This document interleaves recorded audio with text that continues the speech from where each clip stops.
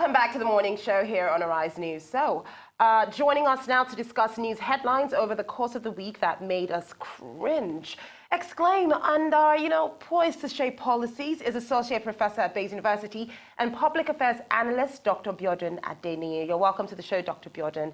Thank you for joining us this morning. Thank you for joining us. So, one of the major headlines this week had to do with the increase in electricity tariffs, 77%, and people keep on talking about this. I mean, what is the problem? How come we keep on seeing the tariffs increasing, but there seems to be no change in how much electricity has been generated? We know distributed, yes. I mean, they come to talk about 4,000 megawatts, 5,300 at most. However, it's still not enough, but for some reason, the electricity tariffs keep on jumping. What are your thoughts on this?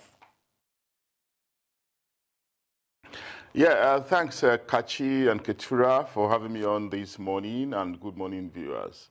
I think the first thing that strikes me with respect to the increase in tariff is that electricity consumption, electricity as a product, is not also immune from the vagaries of the market, It is subject to inflationary trends. I have listened to what the regulatory agency has said, that they looked at the statistics from the Central Bank of Nigeria, statistics from the National Bureau of Statistics, and they probably compare also with figures from the United States and the practices obtainable in those places, and discover that we are probably paying less than we should be paying in terms of tariffs.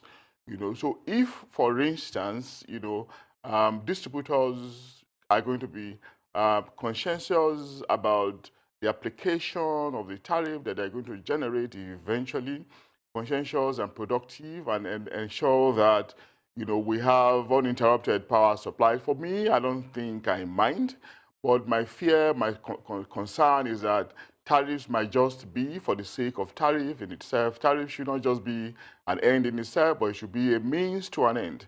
And what end do we really desire? We desire a situation where power will be uninterrupted, where we move to a stage where, yes, we'll be much more bothered about paying our electricity bills, and we'll be less bothered about whether the electricity will be supplied or not, like it is obtainable in some other countries. The megawatt we are producing at the moment is still abysmally low, less than 5,000 megawatt. It's to say the least, very shameful. It's just comparable to what Edinburgh as a city produces, for instance, or what Heathrow as an airport generates, for instance, And of course, you can't compare it to what is obtainable in a country like South Africa, with a population of about 50 million, generating 40,000 megawatts. So we still need to do a lot in that regard. If the increase in tariff will bring about increased productivity and ensure that, we can increase our megawatt, more productivity in that sector, such that electricity will be regular, in terms of supply, then we'll have to be bothering about how we are going to pay those tariffs. I don't think I mind, really. That's my take in this circumstance, Kachi. Dr. Adeniyi, what do you have to say to critics that say that this electricity hike is an exploitation of Nigerian citizens? Well, yeah, it's any increase at all in price, it's going to be painful no matter what. Nobody wants any commodity, any product to be unnecessarily expensive. But sometimes we have to make sacrifices. Sometimes we know that if we want improved quality of life, if we want to be happy, if we want to have a much more rewarding experience as humans, we have to make sacrifices, and one of those sacrifices is at the level of payment for bills, payment for fees, meeting our obligations and responsibilities. We know how biting it can be living in some developing countries in terms of bills payment, but you cannot deny the fact that the services are well available. Roads are there, power supply is uninterrupted, hospitals are working at almost at optimum, because, but you see, the pain is actually on the citizenry, but overall, the citizens are probably satisfied because the services are very obvious. But our case is still not that, our case is still not like that. And I'm saying that if tariffs are going to be increased, let us have a meaningful outcome at the end of the day. Not just increasing tariff for the sake of it, but increase as a means to an end. You know, even the citizens might complain in the circumstance, in the first instance, but if eventually they get a reward for the increase, I think they will come to a level of satisfaction, Ketura. All right. So let's look at this analytically now. The estimate for a developing country to meet their, electricity goals should be about 1,000 megawatts, per people. That is per million people, 1,000 megawatts. However, we are over 170, let's just say 118 million people in Nigeria. We're looking at 180,000 megawatts of electricity. In 2018, the multi-year order said we're looking at 8,400 megawatts of electricity for 2018. It's 2020, and we're still standing at less than 5,000 megawatts. So do we have let's just say it as it is, okay? Do we have the capacity to achieve this? Do we really have the capacity to achieve this much electricity, even up to 10,000 megawatts? By the end of 2018, there's insufficient gas supply, there's complaints of liquidity crunch, so there are lots of issues around this, but yet the tariffs are going up. So let's just call a spade a spade. Do we have the capacity to handle more electricity? It's actually been a long-drawn problem, Kachi, and it's actually shameful that we've not been able to make substantial progress in this sector. The volume of megawatt we generate vis-a-vis population, and it also shows in other sectors, not just in electricity. If we go to the security sector, for instance, it's been said that we are underpoliced. If you go to the medical sector as well, it's been said that we have less doctors compared to our population. If you go to the educational sector, it's also been proved that we have less teachers than we should ordinarily have. So in all sectors, we are probably deficient in services and in personnel that should man those sectors or organizations. So it's not surprising that it's reflecting in electricity supply, in electricity production and distribution as well. But what to say in the circumstance is that we're not mindful of the efforts being made by government. We're not mindful of the billions of dollars that have gone down the drain in trying to improve on the circumstance in this, on the deplorable circumstance in this sector. We know that efforts are on, but the argument will always remain that the efforts seem not to be yielding any result. It's actually not justifiable for us to have a population of nearly 200 million people, and we are still standing at 4,000 megawatt, where, like I said earlier, South Africa has a population of far less, than we have, and they generate 40,000 megawatts. And I said earlier that Edinburgh, for instance, 500,000 residents, but generate as an equal amount of megawatt like we generate. All these things are actually shameful. They are not things that we can actually be mouthing. But it points to the fact that we still need a lot more effort. We need a lot more energy deployed into this sector. And of course, we know that the sector is very problematic. You cannot generate without the ability to distribute. If you generate more than you can distribute, it creates problem eventually. So, the balance has to be established.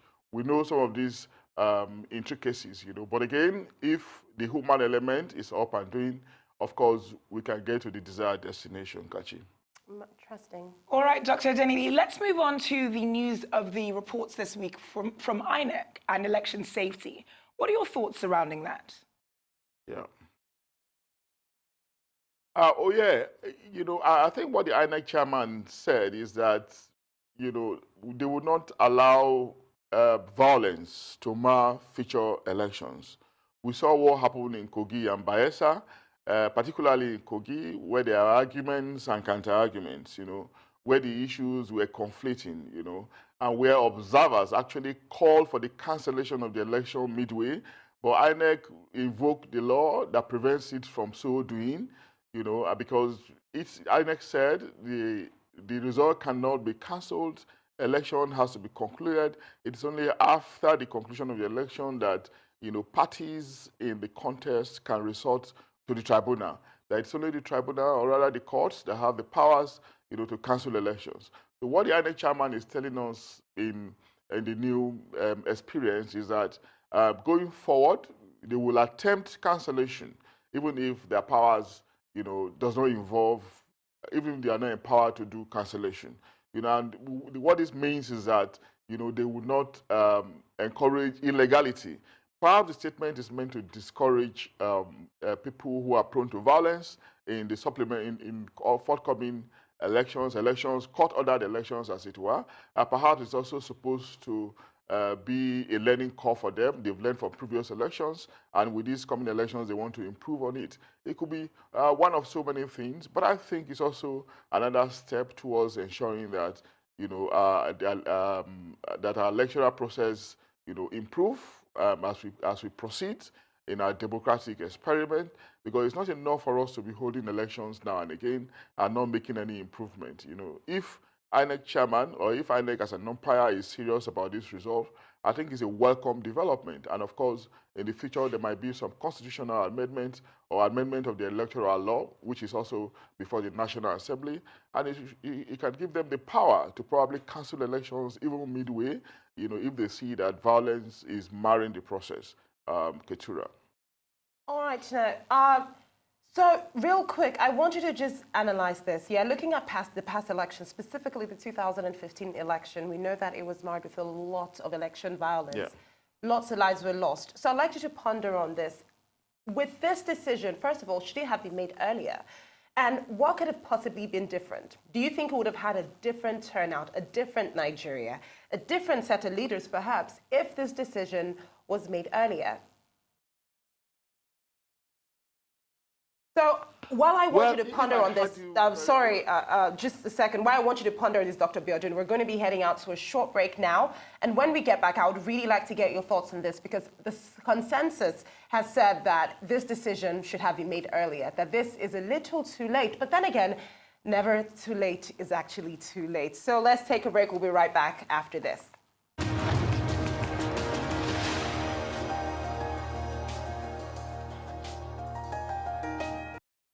You're welcome back to the morning show here on Arise News, and we still have the public affairs analyst, Dr. Abiodun Adeniyi, with us. Now, Dr. Abiodun, just before we went on that break, I asked the question about whether this decision was just coming a little too late, or perhaps it should have been made earlier, maybe for significant changes to have been made within the country.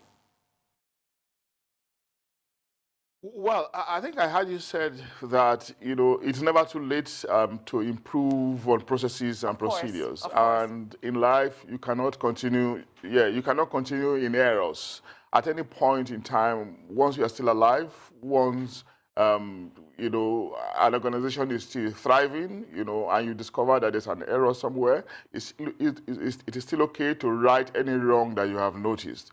That it is coming in this circumstance is okay, really. But it's also an area where care and caution have to be exercised, because you cannot take it away from the average politician that no matter how speak and span, no matter how salutary an electoral process is, the propensity for them to dispute it is still very, very high.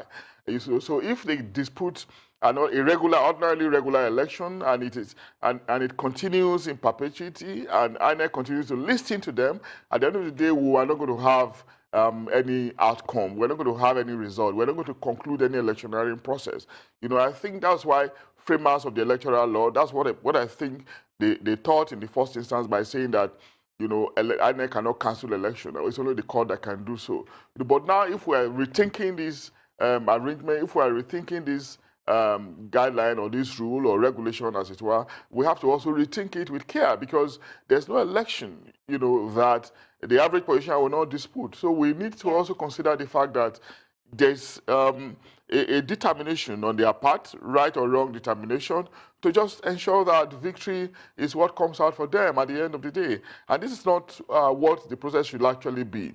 Election, we have also always said it, should be altruistic. Election should be a mission to serve.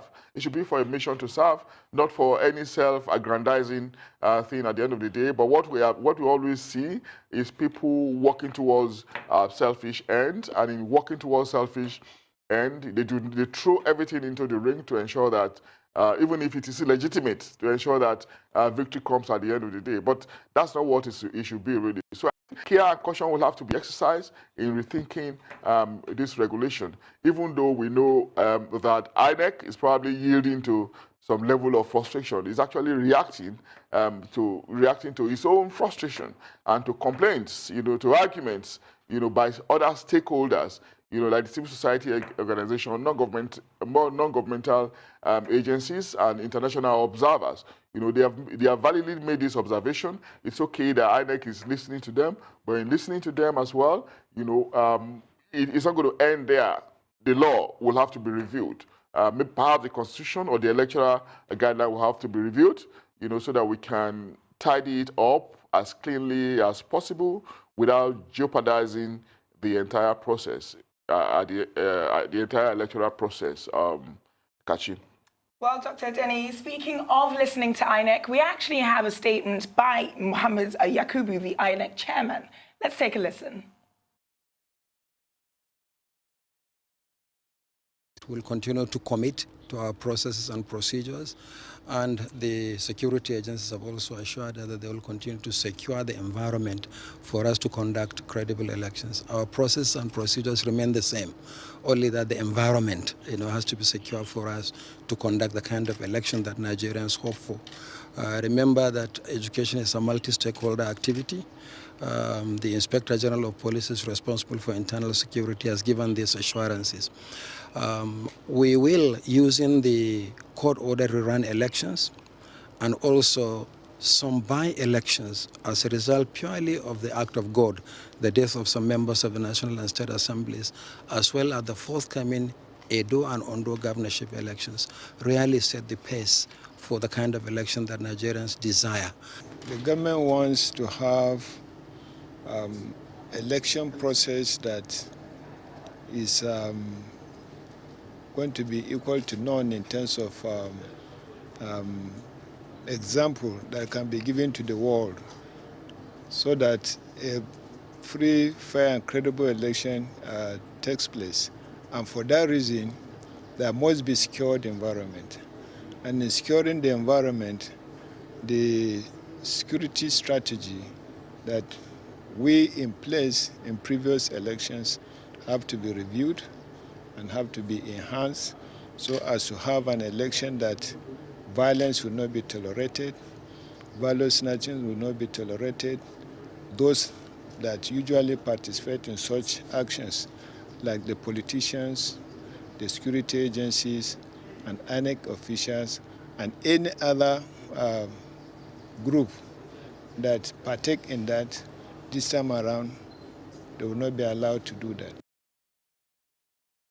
So, Dr. Adeniyi, there we had thoughts from the Inspector General of Police, Mohammed Adamu, and of course the INEC Chairman, Mahmoud Yakubu. But I want to ask you what you feel are some of the challenges that INEC might come across in trying to secure the free and fair future elections. Oh, yes, Ketura. The challenges are very, very obvious, and we need to recognize, we need to take cognizance of the fact that they've told us, and we have seen it through their actions, that steps are always being taken to ensure that materials arrive at ballot, at polling booths on time. The late arrival of material is always a problem. Logistic problem is always in evidence, ahead of any elections. And of course, funds are appropriately provided, like we saw in the last one, but even at that, they still failed in this regard. It makes sense to say that going forward, they need to improve in this area. We have had argument about difficult terrains, difficult topography. We have had arguments about geographies and hinterlands that are difficult to assess. I do believe that with the court-ordered elections, with the off-cycle elections coming ahead of us, Ondo and Edo, these are small microscopic elections that they can use as experiments. And I think if they do well at those levels, 2023 wouldn't be a problem. But again, they will have to continue to harp on the question of the human element, and on the fact that INEC is a huge organization with huge responsibility, and it also reminds us of the argument earlier canvassed whether or not the commission should be unbundled. But given what we have is what we have at the moment. What it is still what it is. You know, the best we can do is to urge them to to try their best, you know, in ensuring that materials arrive at polling booths in good time, and that logistics problems are resolved as quickly as possible, and that after this court-run election, for instance, the one that is imminent again, you know, we won't also have further resort, you know, to courts or tribunals on account of shoddy organization of the election, you know, because resort to courts cannot continue or shouldn't continue ad infinitum. Because if it does, you know, what time are we going to have, therefore, you know, for governance, for statecraft? You know, that is the question, really. So the buck likely stop at the desk of INEC, you know, to do more than they are doing, so that election as a major festival of democracy, you know, can be as credible as possible, as reputable as possible, and as laudable as possible. Until we begin to get our elections right, we cannot say that we are making good progress in our ongoing democratic experiment, Ketura. Interesting. Now, I would like to mention what you said about the courts, because at the end of the day, we can make these decisions, but then there's still the court. Because imagine this, INEC refusing to declare, and then perhaps a party getting the, you know, taking INEC to court, compelling them to declare them the winners because, I mean, based on what happened or what may have gone on, they are the winners. So do you think the courts have a major role to play in this? At the end of the day, it boils down to them. Because if they, you know, do what they do best, which is implement the law, which is the fact that if you have won in a particular area, you should be declared winner. Then what are we really talking about? So what role do you think the courts have to play? And how can they, you know, stop being an instrument of, you know, post-election malpractice or violence? Oh, yes, Kachi, I think the courts, our court, the judicial system, of course, like we all know, did not drop from the sky. They are part and parcel of us. You know, they also belong to the description of the election process being a multi-stakeholder affair. Just like the security agencies are part of the process, so are the courts. You know, so is the judiciary, and they often play very key roles. Sometimes we have seen cases. You know, we have seen elections being determined at the court. At the end of the day, the court is very, very powerful. You know, governors have been made on account of court judgment. Senators have been emerged on account of court pronouncement. And we're a nation that ordinarily should subscribe to the law. We're a nation that operates in a democracy. And in a democracy, we have a trinity, the trinity of the executive, the judiciary, and the legislature. So that arm is very critical in the definition of the electioneering process that we are talking about, you know. So, but the desire, really, the wish is that it should not be overstretched, you know. They have other things they are also supposed to be doing. They are also humans. They shouldn't be overstretched, and they shouldn't be tempted, you know, in such a way that the reputation, you know, the sanctity of the judiciary as a sanctuary of justice, you know, shouldn't be desecrated in the way some of our politicians tend to do. You know, but if we continue to stretch them, because we cannot agree amongst ourselves on a simple election, we cannot let things go. We cannot believe that, you know, there's always a tomorrow, that there's going to be another election, even if I lose today. You know, if we think that because we have won, then we should continue, we should ride roughshod or the loser. You know, if it is a winner-take-all thing, you know, if the philosophy is one of die-hardedness, I doubt if the resort to court will not continue to be the option. And in doing so, we might overwhelm the judiciary as well. I would need not do this because we know the role that they play in the smooth running of a society and a democracy, particularly like the one we are operating, Kachi. Thank you very, very much for that. Now, we are going to head out to a quick break shortly. And when we get back, we're still going to be talking about some of these issues with regards to the security of the elections. You were going to, you know, ask Absolutely. one we have question. Quite a few topics to cover. We're talking about the insurgency in the north. Yes. We're talking about Nigeria-South Africa clashes. Yes. So we've got quite a few issues to cover, but we'll do that right after this break.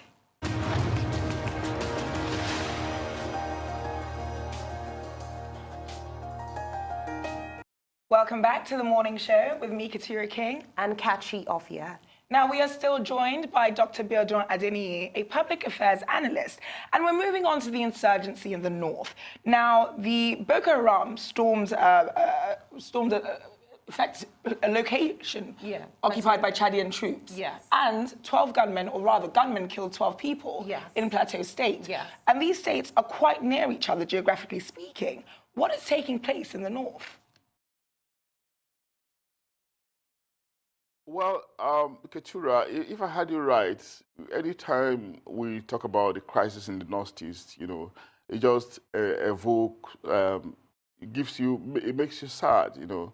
You just feel very unfortunate as a citizen of this country that the crisis has protracted, you know, for more than a decade. And you actually want to sympathize with Nigerian military, you know, trying to ensure that we sleep with our two eyes closed. These men and women have sacrificed their lives in thousands in the last 10 years, you know, and the fact that it is continuing, it just tells us how dangerous, you know, wars fought or insurgencies fought around ideologies can be. You know, these fellows have been proselytized, you know, they've been indoctrinated over the years because of poverty or because of a lack of a basic understanding of what life means, you know. They've mistaken life and existence as, and the question of end time as one of eschatology. So because of this deprivation at the level of psychology, at the level of understanding, you know, they have ensured that this thing is protracted. And sometimes you want to also sympathize with government for coming out to say that they're going to pull out our troops out of the place. But of course, with what is happening, with the reports we are getting every other day now, it's going to be ill-advised for them to think that troops should be withdrawn from that territory. What we should rather advise now is what one senator said, perhaps Senator Ndume, that we need more troops in that place. Not for more troops to go and die, really, but more troops to overwhelm the recalcitrant insurgents, you know. Every day we hear reports about Nigerian Air Force bombarding locations. Yes, that's all right. The bombardments are okay, but the bombardments also have to be complemented with ground troops, you know, and we do not have to endanger the lives of these troops, as it were, if the right equipments are not provided. If you look at the tactics and strategy of Boko Haram, it once began with the occupation of territories, and by the time the army neutralized them in that area, they moved to bombs, you know, targeting soft targets, you know, and when they were neutralized again, they have now started, they resorted to ambushing troops and killing them just like that. You know, perhaps again the military should be well advised and paid with to go back to the drawing board and find out how to deal with ambushes. You know, it is the hallmark of guerrilla tactics anyway. Guerrilla tacticians, hit and run strategy of insurgents like this to keep coming up with tactics and strategy.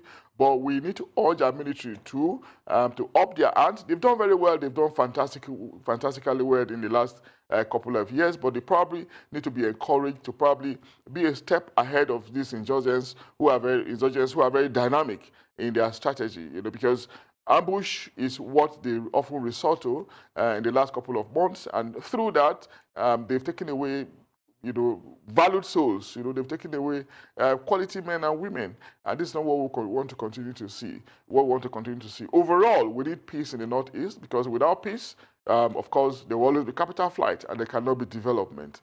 Ketura. All right. Now, I would like to ask, looking at the attack at the army military base that killed 12 in Plateau, looking at the statement by the chairman of the private army, talking about Ibn Barlow, that the United States influenced President Muhammadu Buhari's decision to, you know, not rescue the abducted Chibok girls. I have to say that I greatly sympathize with the army, the men in the army at this time. We saw the news in the papers of the woman whose husband was in the army.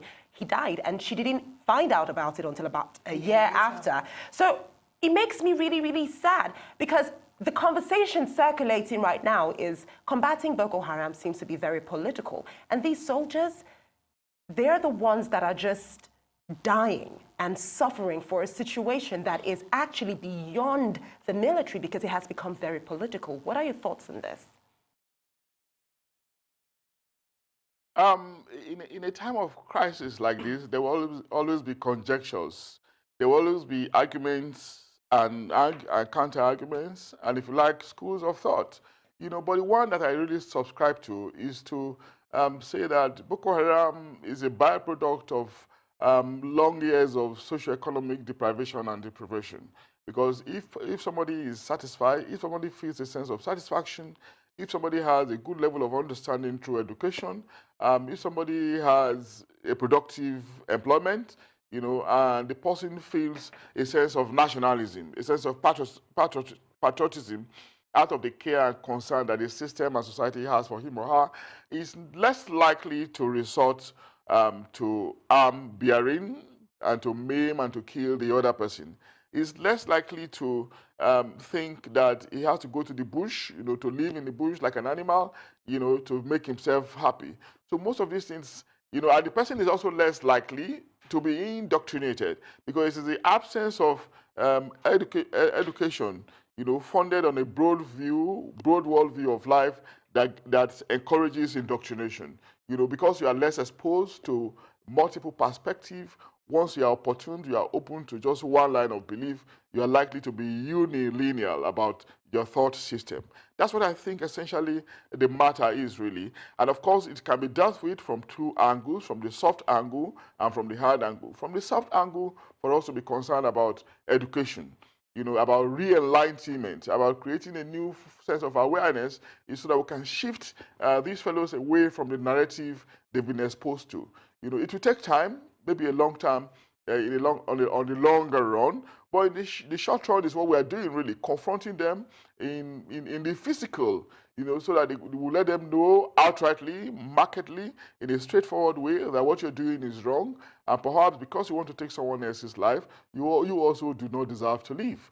And unfortunately, these fellows don't even care about life in the first instance. Like I said earlier, they believe in eschatology, that there's a better life after now. So this belief system is what I think is a problem, really. And we need to be careful again with conjectures so that we will not discourage those who are sacrificing, who are paying the supreme sacrifice on the battlefield. Their families are also listening. And sometimes they will also directly hear these things. All we need to do really is just to encourage them to know that the society that they are trying to protect, is happy at what they are doing, and they should further get some encouragement from that, Kachi. Thank you for that, Dr. Adeniyi. Now, speaking of security, we recently found out that the Nigerian Youth Council of Nigeria said that the Southwest Security Outfit, Operation Amotekun, is actually a military wing of the Odua People's Congress, which is the OPC in disguise. We're talking about security, and we've realized that the federal governments have become very lax, some would say, so regional states are taking it into their own hands. What are your thoughts on the Northeast stating that the Southwest is actually just operating under its own guise? Yeah, first of all, Keturah, we need to situate the emergence of Amotekun, within the context. And it's just to say that it's a kind of statement on the imperfections of the security agencies, because if the security agencies are up to the mark, even though it's not entirely their fault, if they've been up to the mark, if they have been at the maximum in terms of productivity and efficiency, the Southwest region will probably not be thinking of complementing them through the evolution of Amotekun. But it is what it is now. We now have Amotekun, but for other regions or any other person to make some comments about it, it just follows. We expect it to come, really, because Amotekun seems to be, a unique initiative. It's slightly unusual, and slightly deviates from the pattern that we've been seeing in the past. And it's slightly courageous, too, So for you to generate interest from other groups, also just tells us how it is being taken. But again, we have to advise the Amotekun operators to be careful, because it's been said in theory that they're going to complement the regular conventional security agencies. but in complementing them, sometimes there might be clashes because the roles are not too dissimilar. When we have roles that are not dissimilar, it could lead to clashes and confrontation at the level of ego. I've also heard yesterday that the Amotekun people will carry what day guns, shakabula. We also know that's also very lethal. It can as well lead to fatality. It can kill, just like the normal, gun that we all know. So, the roles are supposedly complementary, but we envisage that there might be clashes in the future, and the clashes should not be misunderstood on a larger scale. I appreciate the explanations of the governor of Ekiti State and his colleagues. They've given us very good explanation. But what the step we should move to now is implementation, so that, as well as the governors, have explained it, it should just happen at that level, so that the motive will not be mistaken for an indirect way at emphasizing restructuring, for an indirect way at introducing state policing, and for an indirect way at making a statement on the fact that Nigeria cannot necessarily remain as one, on the fact that the federal structure is a problematic one, and states and regions should begin to redefine themselves at different levels, So all this aspects need to be managed. We understand their intention, but again, there's one thing to plan something, to desire something, to plan out something, and there's another thing how that project, or how that idea is perceived. So the communication strategy has to be right, so that it would not be misunderstood, not just from the northern youths, but from other regions across the country, Ketura. All right, now, in less than a minute, I would like you to just simply answer this. Tiala, the Cattle Breeders Association of Nigeria, also another northern group, came out to talk about how they will not tolerate any injustice from Amotekun. I'm curious, should we see this as a possible threat? No, I think maybe somebody is just being fearful, and probably somebody is just being concerned about his or our own people, perhaps coming from misconception that it is probably targeted at a particular group of people. I don't think so. Other than cattle rearers, there are also other sources of crime in the southwest. They are ritual killers. We see them every day. They are thieves everywhere. They are kidnappers. It's time now for a short break, but thank you very much for joining us this morning on The Morning Show.